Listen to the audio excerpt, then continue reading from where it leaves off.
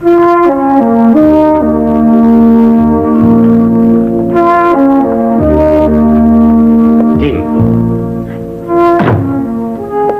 Où est-ce que tu vas? Tu te rends compte de l'heure qu'il est? Regarde-moi quand je te parle, je te prie. Alors, où est-ce que tu vas? Je vais faire un tour. Oh, attends. Viens dans la cuisine boire un grand bol de café. J'en ai pas envie. Alors attends une minute, je vais aller me promener avec toi. Non, c'est impossible. Je sais où tu veux aller. Alors ne perdons pas de temps. Je t'en empêcherai. Ah oui. Il y a eu une époque où tu obéissais. Oui, tu regrettes l'époque où c'était la peur d'être frappé qui m'y obligeait. Peut-être bien que je devrais encore essayer. De longues années se sont écoulées entre-temps, tu devrais t'en souvenir. Tim, je t'en prie.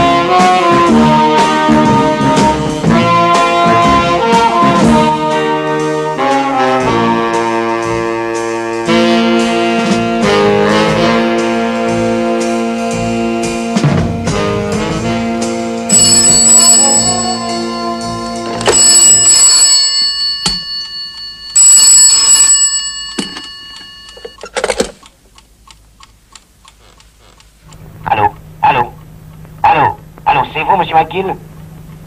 Oui, malheureusement. J'ai un travail pour vous. Allô, vous m'écoutez? Dites-moi, vous vous rendez compte, il est 5 heures du matin. Je sais l'heure qu'il est. C'est Laure Garmont, l'appareil. Vous savez peut-être qui je suis. Comment dites-vous? Vous m'avez été recommandé par une de mes amies, Madame Cogan. Vous aviez travaillé pour elle à Cannes. Écoutez, je crois qu'il vaudrait mieux que j'aille vous voir dans quelques heures chez vous. Il n'y a pas une seconde à perdre en bavardant. Je veux que vous trouviez mon fils. Si votre fils a fait une fugue, pourquoi ne pas avertir la police? Je veux éviter la moindre indiscrétion. Je vous paierai 1000 livres en liquide. Oh. Comment s'appelle-t-il? Tim, il a 23 ans. Il a dit qu'il voulait se tuer. Il a déjà essayé.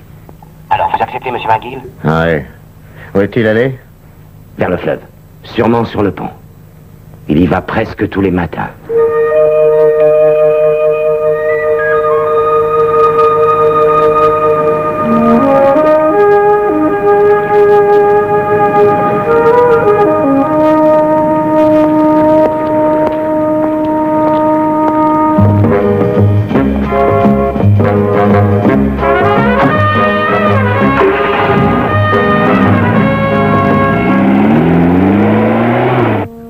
Je suis anxieuse de savoir si tu as une bonne idée, Harry. Oh, arrête un peu de pleurnicher, Margaret, je sais ce que je fais.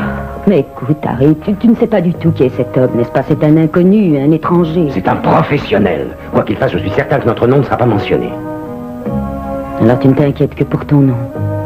Et ce pauvre Tim. Mais je fais tout ça pour Tim.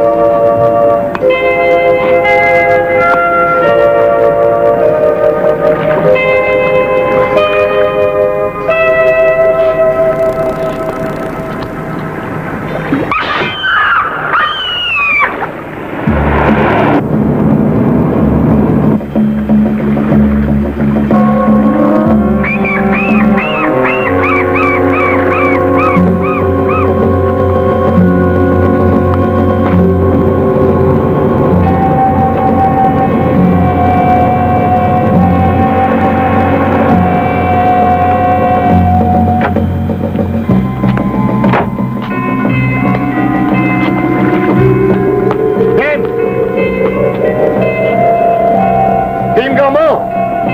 Qu'est-ce que vous voulez? Qui vous a dit mon nom? Descendez de là! Occupez-vous de vos affaires et laissez-moi tranquille.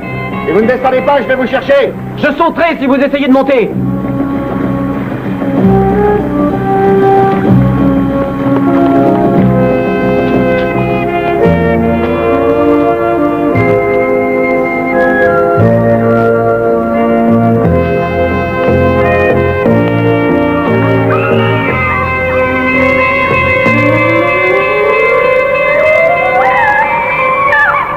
Tim, restez là où vous êtes. Les choses s'arrangeraient si vous leur laissiez une chance. Non, je ne veux pas qu'on m'aide. Allez-vous-en. Tim, ne soyez pas idiot. Il faut redescendre. N'essayez plus d'avancer.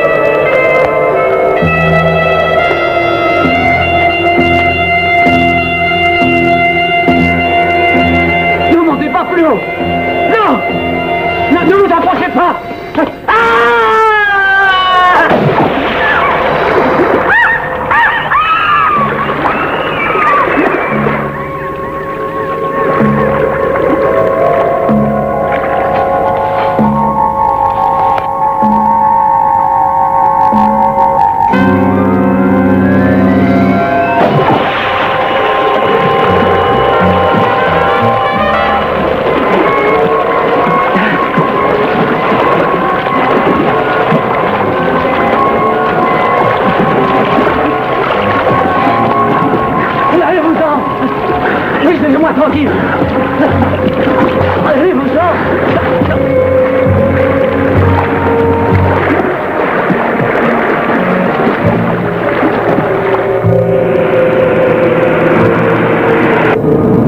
Je réussirai une autre fois malgré vous, monsieur. Appelez-moi McGill.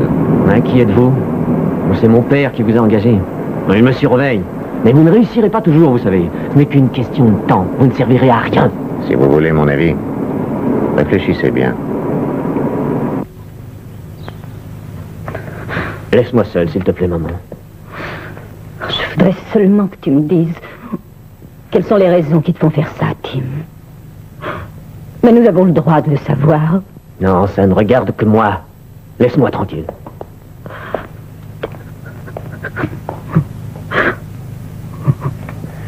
Cette situation est très dangereuse, insupportable. Pour votre fils? Pour moi. Quoi qu'il arrive, ça m'attirera des embêtements. Vous voulez un verre? Non, pas à cette heure-ci, merci. Il boit, lui. Il ne travaille pas. Ce sera bientôt une loque. Et vous verrez qu'il ne pense qu'à recommencer. Il devrait aller voir un psychiatre. Mais il en a vu un. Ça n'a servi à rien. Il m'a proposé de le mettre dans une de ses maisons. Une maison de repos. Dites une maison de fous, oui. Il est possible qu'il vous ait donné un bon conseil. Je ne le ferai pas. Tim, d'après différents médecins, est un garçon très sérieux. C'est un musicien. Vous le saviez? Non. Tout ça a commencé il y a une année. Il a fait la connaissance d'une bande de jeunes gens. Ils se sont amusés à mener la grande vie. Et en rentrant un matin, ils se sont arrêtés sur ce pont. Ils ont voulu jouer au plus malin. Et là, un des meilleurs amis de mon fils, Danny Martin, s'est tué. Et depuis ce jour-là, Tim n'est plus le même qu'il était avant. Il a dû y avoir une enquête de fait. Bien sûr qu'il y a eu une enquête. Elle a conclu à un accident. Alors tout finissait bien pour les autres. C'est là que ça a commencé. Oui, c'est alors que mon fils a voulu se tuer. Est-ce que ça a un rapport avec la chute mortelle du pauvre Martin? Écoutez, monsieur Gormand, j'ai retrouvé votre fils et je l'ai ramené chez vous. Alors vous me devez 1000 livres.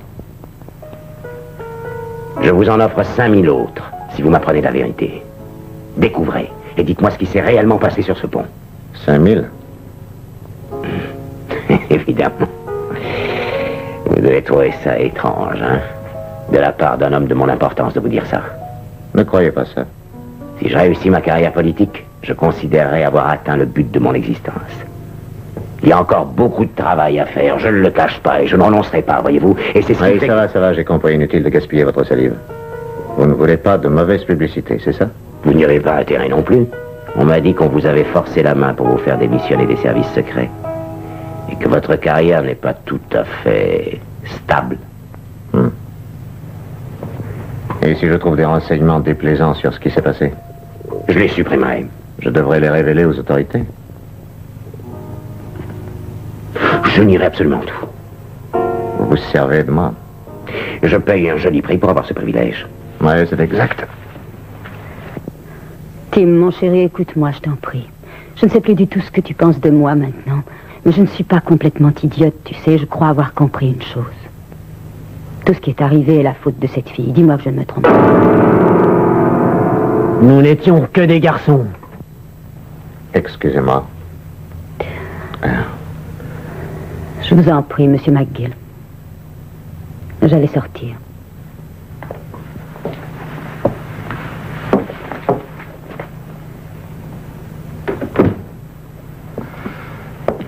Votre mère semble croire qu'il y a une fille dans cette histoire. Ma mère a de l'imagination.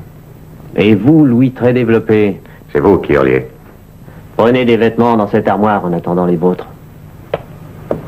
Merci. Vous croyez que vous allez pouvoir m'arrêter? Vous n'êtes qu'un petit bandit.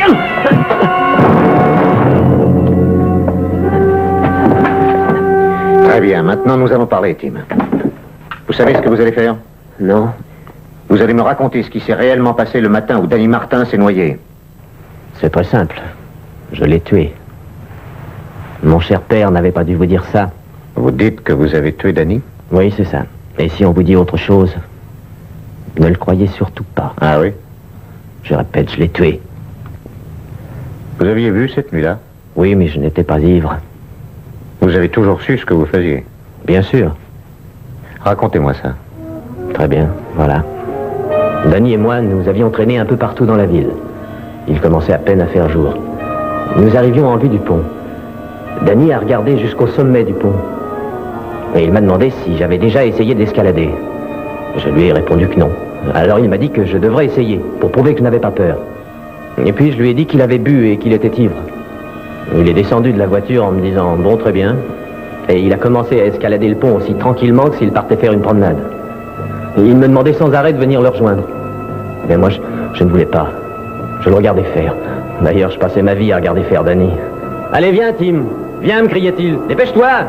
Il savait très bien que je souffrais du vertige. « Allez, viens, Tim. Viens, montre que t'es un homme !» Alors j'ai commencé mon escalade. Pourtant, je ne voulais pas.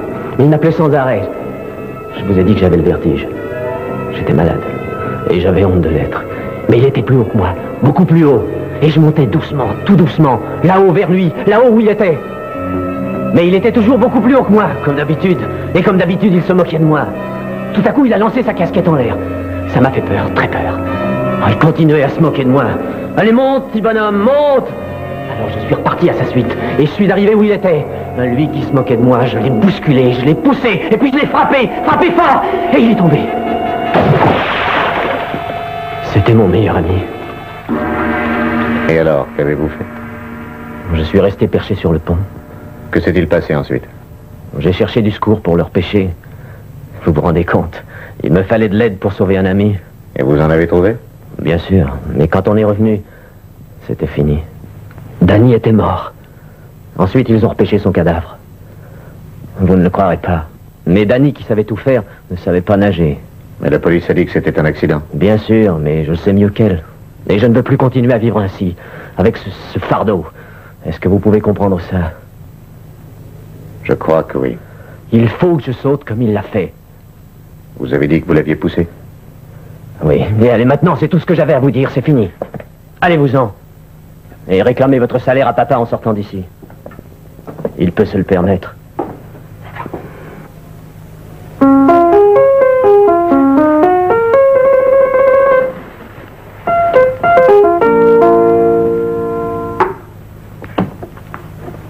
Harry,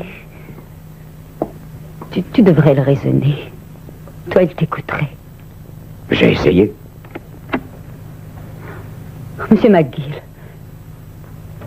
que vous a-t-il dit?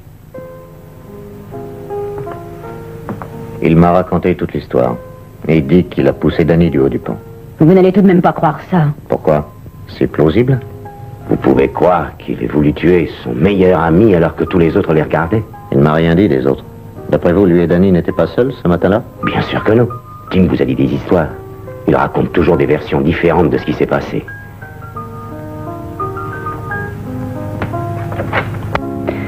Où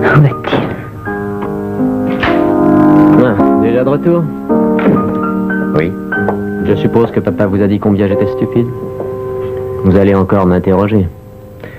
Écoutez, si vous voulez me mentir, ce n'est pas difficile. Et si vous y tenez aussi, vous pouvez vous tuer à condition d'en avoir le cran. Mais soyez tranquille, mon vieux. Quoi que vous disiez ou fassiez, je découvrirai la vérité. Tous vos mensonges ne servent qu'à nous créer des ennuis, à votre père et à moi. Là, laissez-moi vous dire que je m'en moque. Très bien. Ou alors, je descends consulter le dossier de l'enquête et j'y cherche tous les détails moi-même. Ou alors, vous me dites tout de suite qui était sur le pont avec vous ce matin-là. Vous voulez savoir qui était avec moi à ce moment? Voilà. Alors là, je vous préviens, je ne vous le dirai jamais. Trouvez vos témoins vous-même, si vous croyez qu'ils existent. Je vous dis que tout se passera bien. Je le surveille de très près. C'est le moins que vous puissiez faire, Gormand. Je ne veux aucun ennui. Je vous répète qu'il n'y aura pas le moindre embêtement, voyons. Ça vaudrait mieux pour tout le monde. Ce problème ne regarde que vous. Je le sais, oui, je le sais. Alors veillez à ce qu'il continue à ne regarder que vous. Il s'agit de mon fils, Fenchurch. Justement, je vous rappelle encore que je ne veux pas être mêlé à vos petites complications familiales. Je ne tolérerai pas que vous m'y impliquiez. Est-ce que vous avez compris? Oui, mais... Bon, ça suffit. Arrêtez de m'appeler. Au revoir.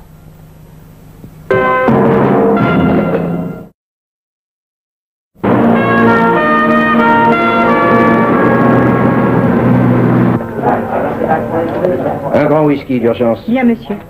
Où aviez-vous disparu? J'étais plongé dans un amas de vieilles archives. Voilà les renseignements que j'ai réussi à vous apporter concernant l'enquête sur Danny Martin. Quel genre de garçon était-ce? Sauvage et chahuteur, mais depuis qu'il est mort, il est devenu un modèle de vertu. Vous trouverez tout ça dans le rapport. Ce sont les témoins qui m'intéressent. Oh, il y avait Tim Gormand qui a fait une déclaration confuse, pratiquement incohérente. Et ces deux-là, qui sont-ils? Bill Rossiter et Pat Lestrange. Leurs versions correspondent mot pour mot. Ce sont des témoins parfaits. Qu'est-ce qu'ils font dans la vie? Ils dirigent tous les deux une discothèque qui a un succès assez étonnant à Chelsea, dans la rue Rossiter-Rost. Sa clientèle se compose de jeunes gens de bonne famille. Il dirige aussi quelques autres obscures mais très rentables entreprises. Je vais aller les voir. Merci, Jarvis. Oh, vous savez, je n'ai pas besoin de ce dossier avant demain, si vous le voulez. Non, c'est inutile. Merci. Vous allez danser ce soir? Oui, exactement.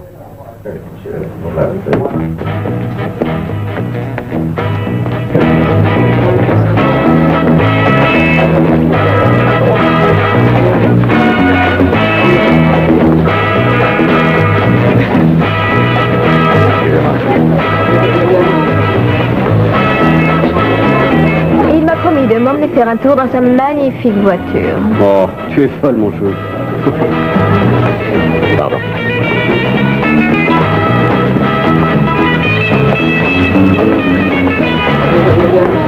Voulez-vous une table, monsieur? Non, non, ça va. Je voudrais un double whisky, monsieur Lestrange. Vous savez qui je suis? Oui, bien sûr, vous êtes Pat Lestrange. Et vous dirigez ce cabaret avec Bill Rossiter. Et je voudrais vous parler un instant, s'il vous plaît. Je ne crois pas avoir l'honneur de vous connaître. S'il suffit de cela pour vous faire plaisir, apprenez que je m'appelle McGill. Et je viens vous demander comment Danny Martin s'est tué. C'est direct. Vous étiez sur le pont ce matin-là. Il y a longtemps que cette affaire est enterrée. Ah oui? Eh bien, je le déterre. Il y a eu tout un dossier de rassemblé sur cette affaire. Ouais, je sais, je l'ai lu. Alors que voulez-vous savoir de plus? La vérité.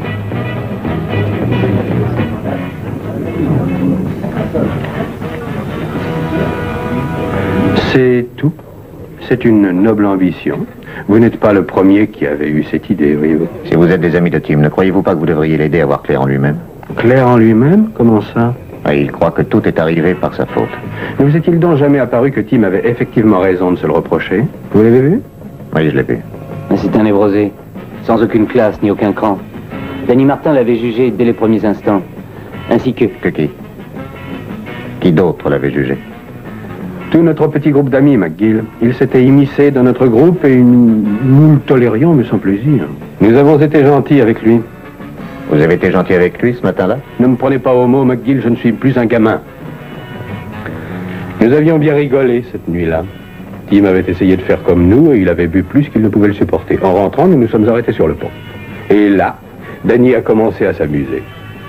Il est sorti de la voiture et il est monté.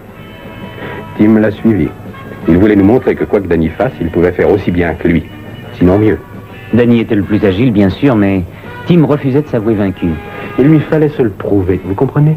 Danny pensait qu'il réussirait à contrôler la situation, mais il s'est trompé. Tim l'a fait basculer dans le fleuve, McGill. Et personne ne vous dira quelque chose d'autre. Nous avons tous les trois donné la même version. Vous, Rossiter, et la fille. J'irai aussi la voir plus tard. C'est cette vipère de Gormont qui vous a parlé d'Annabelle? Non, c'est vous. Et vous l'aviez caché à la police. Oui, nous avons pensé qu'il était sage de ne pas la mêler à ça. Eh ben, c'est raté.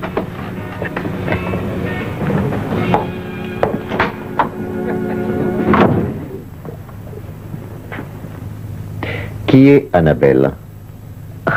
Je n'en suis pas sûre. Tim a souvent été vu avec une certaine Annabelle. Elle était avec eux sur le pont. Et je voudrais savoir comment elle s'appelle.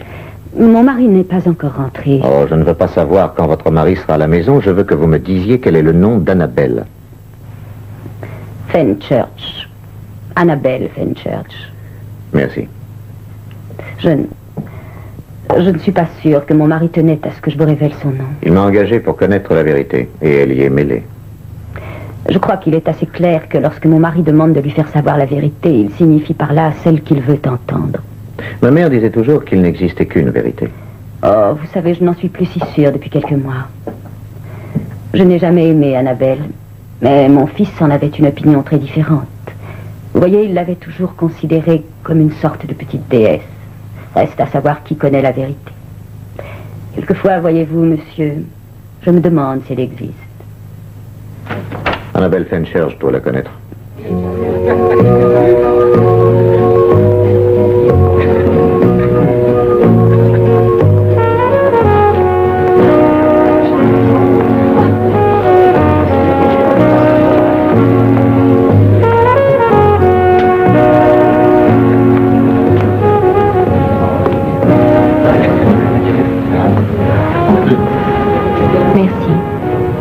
C'était un plaisir, Annabelle.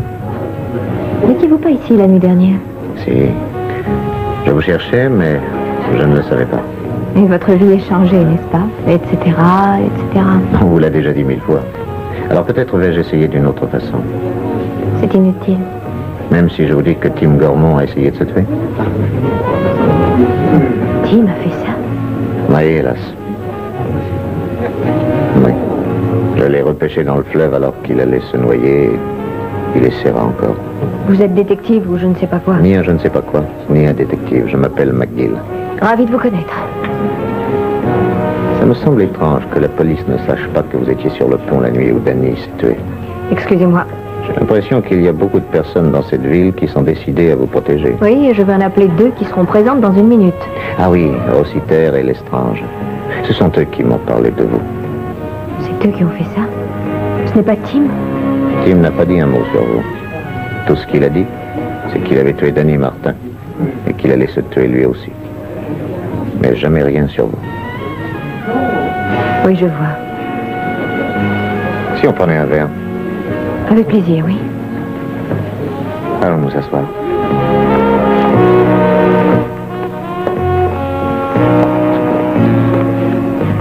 Il s'appelle McGill. Oui, j'en ai entendu parler. Il a découvert qu'Annabelle était avec Martin. Oh, il devient très ennuyeux. Nous pouvons nous occuper sérieusement de lui, si vous voulez. Non, attendez. Il est trop tôt. Vous n'aurez qu'à nous le dire. Je sais, Rossiter. Je le sais très bien. Tim était toujours avec moi, vous savez. Je lui plaisais. J'essayais d'être gentille. C'était si difficile? Je recherche des hommes, monsieur McGill. Pas des gamins. Alors Tim peut sauter du pont, ça vous est égal? Je n'ai pas dit ça. Non, vous n'avez d'ailleurs pas dit grand-chose. Maintenant, vous pourriez peut-être m'apprendre ce qui s'est passé? Il n'y a rien à dire. Il passe notre disque. Tu viens danser? Oui, je crois qu'il est temps de se quitter. En réponse à votre question, Danny Martin s'est noyé en tombant dans le fleuve. C'est tout.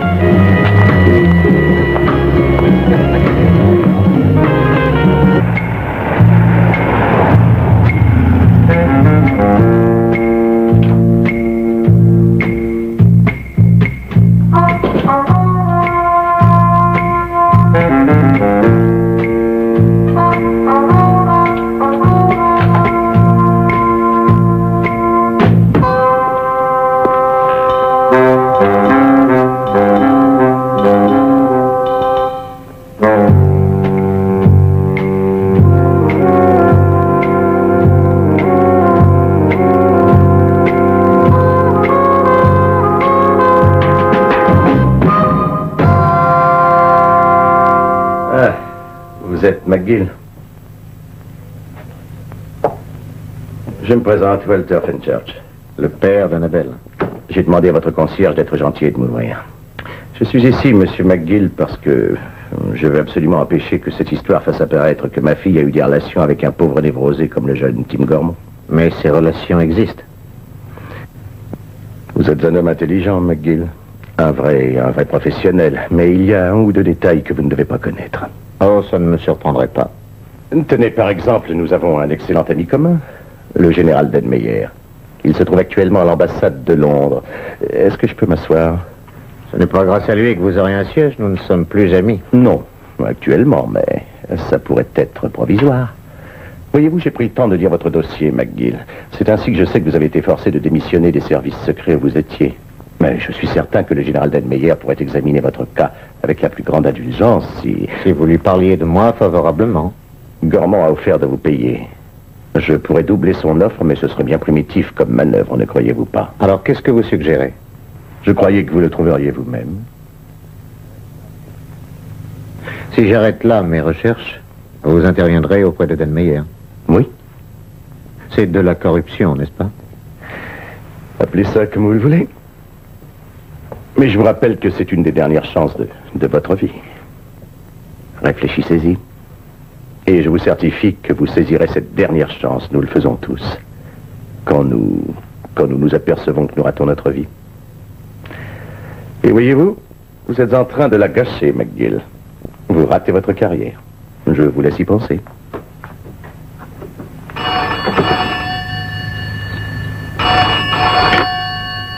Allô? McGill, est-ce que Tim est chez vous? Non, il n'est pas là. Est-ce que vous savez où il est? Non, je n'en sais rien. Alors il a disparu à nouveau.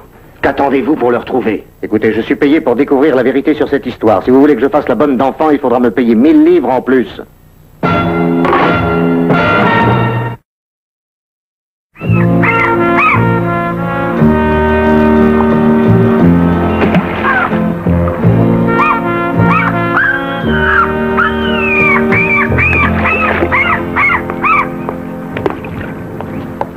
Ah, bien, c'est vous. Comment ça va, Tim? Je m'attendais à vous voir arriver.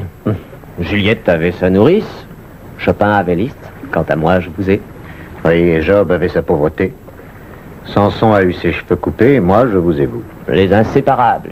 C'est gentil d'avoir attendu que j'arrive. Bon, soyez tranquille, je n'essaierai pas aujourd'hui. Je ne veux pas me donner en public ce matin. Alors, allons-nous-en de cet endroit. Cet endroit, comme vous dites, a reçu le nom du roi Albert, McGill. D'après le psychiatre, il faut y voir un symbole. De quoi? D'après lui, de mes sentiments de culpabilité et d'insuffisance. Sans oublier de nombreuses autres tares désagréables à mentionner. Je trouve que vous êtes très direct aujourd'hui. Oui. Est-ce parce que vous n'envisagez pas de sauter? Pas aujourd'hui. Je crois que vous ne tenez pas réellement à vous tuer. Non, bien sûr que non. Je voudrais mourir. Mais ceci est malheureusement la conséquence de cela. J'ai rencontré quelqu'un que vous connaissez hier. Ça m'étonnerait. Annabelle Fenchurch. Ça m'étonnerait encore plus. Et que vous aurait-elle dit? Elle a dit qu'elle était là le jour où Denis s'est tué. Rien d'autre? Si, qu'elle allait bien, qu'elle s'amusait toujours autant, et qu'elle passait dans un défilé de mannequins où je dois aller la voir tout à l'heure. Elle a trouvé du travail? Oui. Je suis content pour elle. Vous ne voulez pas venir avec moi, ce défilé?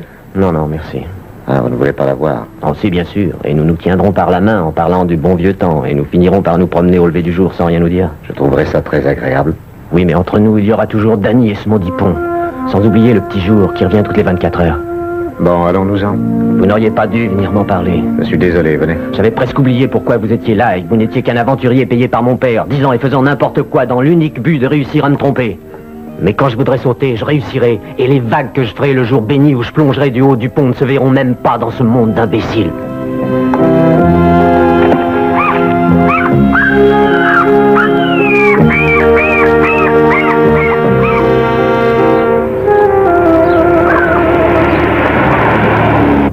Je n'ai rien à dire à Annabelle tout à l'heure?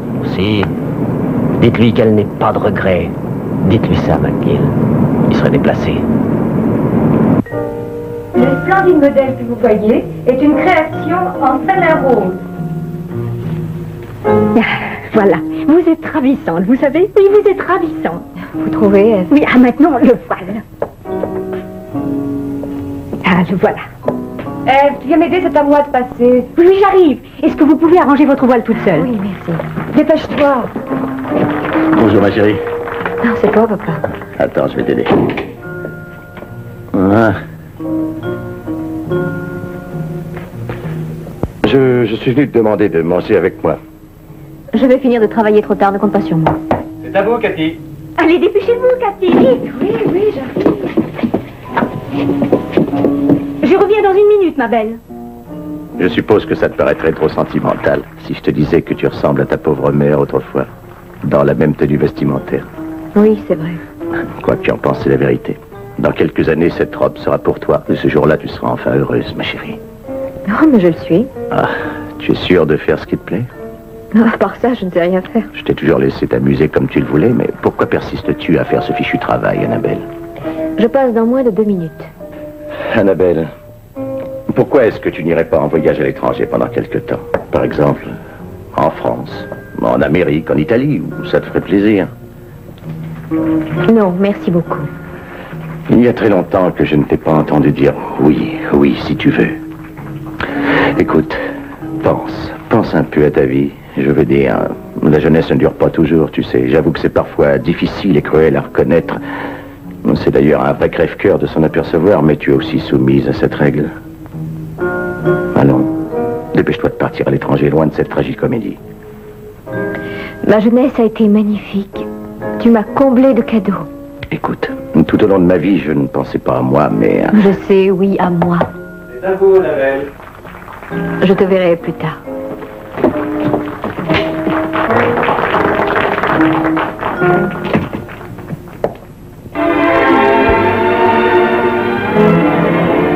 Et voici une merveilleuse robe de mariée. Sa coupe est près du corps, les manches sont longues. Elle est entièrement exécutée en soie blanche recouverte de broderie suisse. Le décolleté loin du cou allonge la silhouette. Le diadème est surmonté d'un voile brodé lui aussi qui est détachable. Elle est très jolie, ravissante.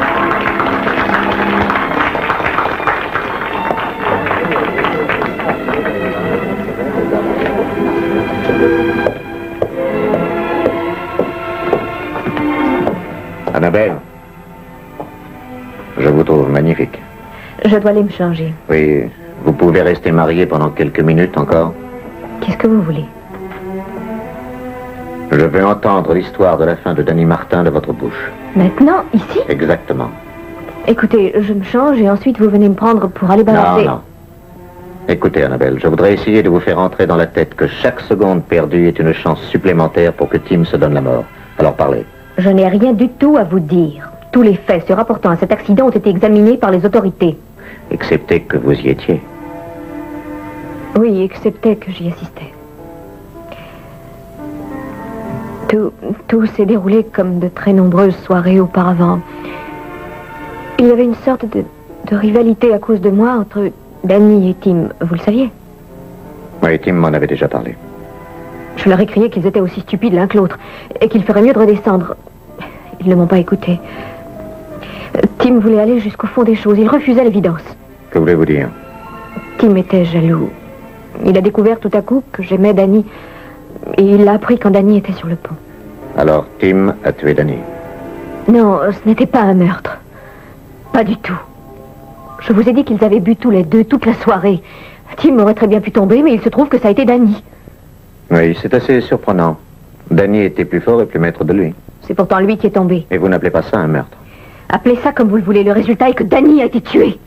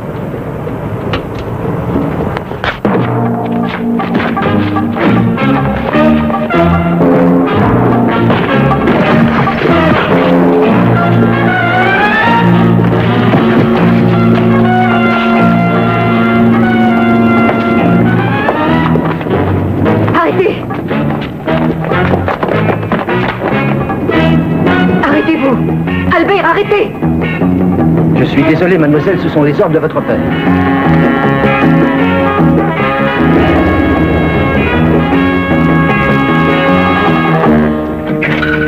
Allô, ici Willy. Ouais, ça y est. Nous l'avons soigné. Et je crois qu'il sera longtemps hors d'état de vous causer des embêtements. Bien.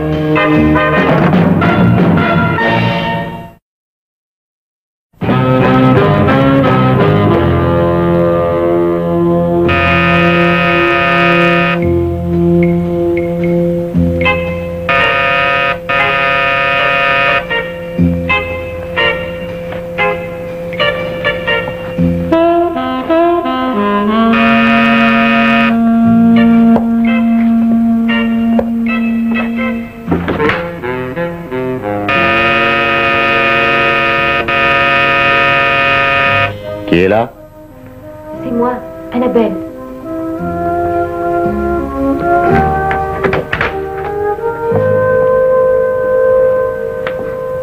Je voulais vous voir. Ah bah, vous me voyez? J'ai voulu vous aider quand j'ai vu ce que ces brutes vous faisaient. Entrez. Ces hommes obéissaient à votre père. Le chauffeur n'a pas voulu me laisser sortir de la voiture. Ah, vous êtes très bien protégé. Mais je vous assure que j'ignorais tout des ordres que mon père avait donnés à votre sujet. Et maintenant, vous les connaissez. Il y a autre chose que vous devez savoir. Quoi? Un jour ou l'autre, Tim va finir par se tuer. Vous êtes toujours en train de parler de Tim et de répéter les mêmes arguments. Et ça continuera de cette façon jusqu'à ce que l'on apprenne comment est mort Danny et ce que Tim a fait. Mais je vous l'ai dit. Vous avez seulement dit une petite partie de la vérité. J'ai souhaité que Tim soit mort. Comme ça, on serait tranquille. Ça n'arrangerait rien.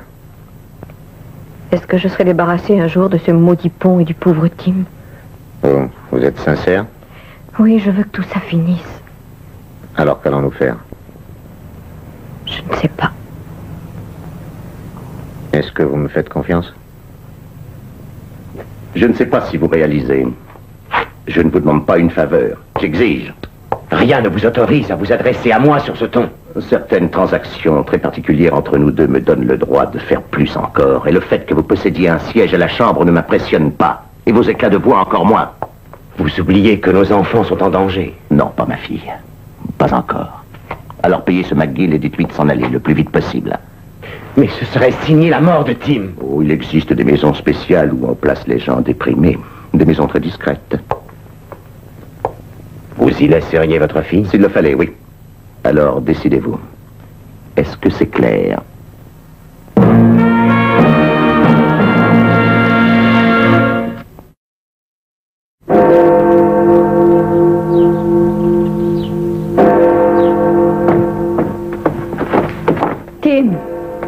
Tim, pourquoi est-ce que tu sors d'aussi bonne heure? C'est le lever du jour, maman. Tim! Attends, Tim! Tim, reviens! Tim!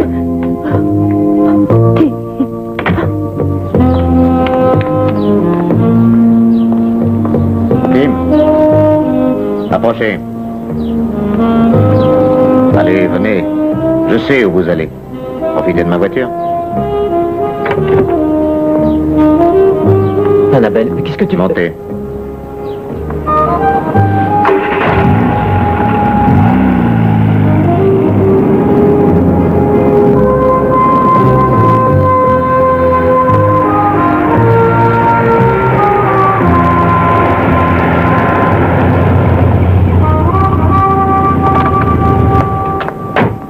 Partez et laissez-moi tranquille. Partez, je veux être tranquille. Personne ne parlera plus de ce qui s'est passé avec Danny. Et alors? C'était un accident, rien qu'un accident. Non, c'est faux, tu sais que c'est faux. Comment allez-vous y remédier? Vous savez très bien comment. Alors faites-le. McGill, ne le laissez pas y monter. Au contraire, il le faut. Allez, vas-y, petit, n'aie pas peur. Tim, ne fais pas l'idiot, Tim! Vous êtes supposé le protéger. Je ne vais pas le suivre sans arrêt et consacrer ma vie entière à le sauver. Mais j'ai essayé de lui dire de rentrer comme vous le vouliez. S'il tient à se tuer, ça le regarde. Il va le faire, il va sauter. J'en ai peur. Oh, je suis sûre qu'il va sauter, j'en suis sûre. Et alors, partez si vous voulez. Si je partais, il se croirait obligé de le faire. Écoutez, Annabelle. Je crois que la seule chance de le sauver est qu'il apprenne ce qui s'est passé de votre bouche.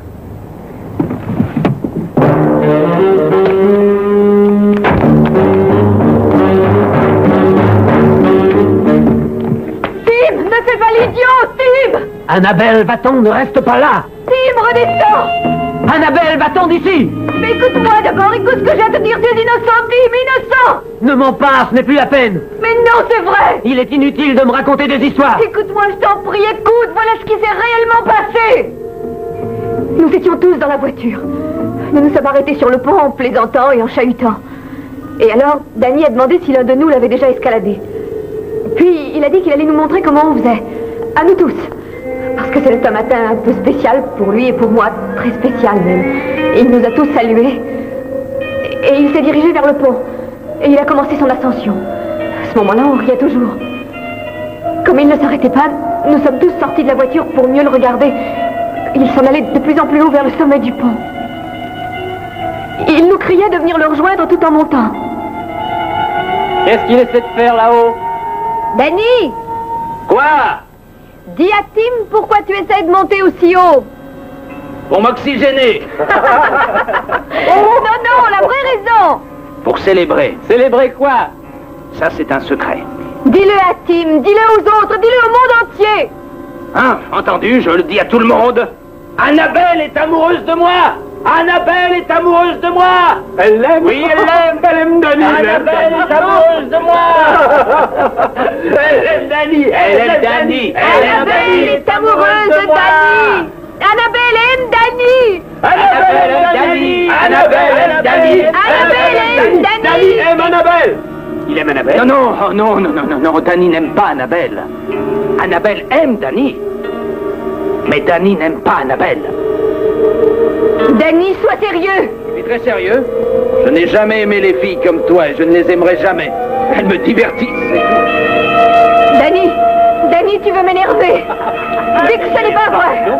Danny, dis-leur que tu m'aimes. Danny, dis-leur que tu plaisantais, Danny. Dis-leur. Danny, ce n'est pas vrai. Dis-leur que tu m'aimes, Danny. Toi, tu vas le regretter, Danny. Ouais, attention, tu pourrais presque me faire peur.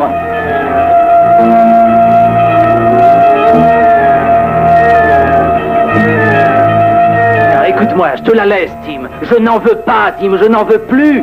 Je te la laisse, tu as le champ libre. La question est de savoir si elle voudra. Je vais te tuer, Danny. Arion, ne fais pas l'idiot pour une fille comme elle. Elle n'en vaut vraiment pas la peine, tu sais, Tim. Arrête de parler d'elle comme ça.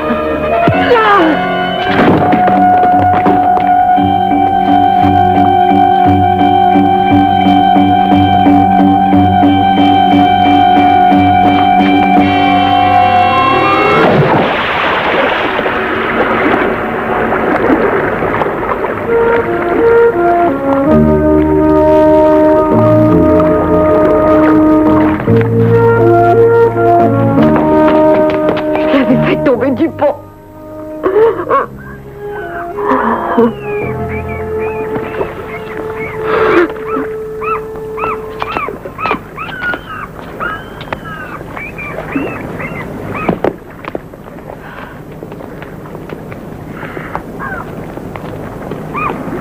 Alors, c'est ce qui s'est passé.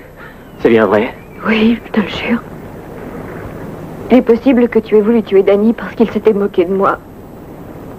Mais tu ne l'as pas fait, je le jure. Mais je ne suis pas fou. Je lui ai bien dit de se taire et je l'ai frappé. Oui, mais il t'a rendu tes coups et tu t'es assommé en tombant sur le pont. Tu étais inconscient. Alors tu n'as pas vu ce qui s'est passé. Tu as eu de la chance de ne pas te tuer. Et tout ce temps-là, j'ai cru que c'était moi. Tu sais que je t'aimais, Annabelle. De tout mon cœur. Oui, je le sais, Tim. Je le sais.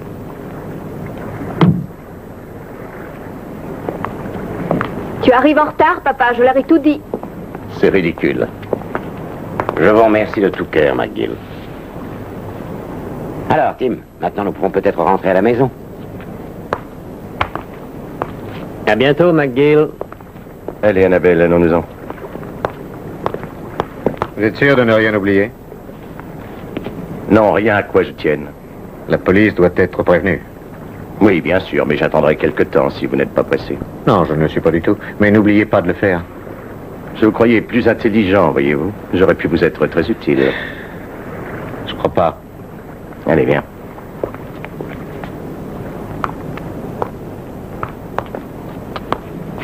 Merci. Merci. De quoi? De t'accuser du meurtre de Danny? De m'avoir libérée. Allez, viens.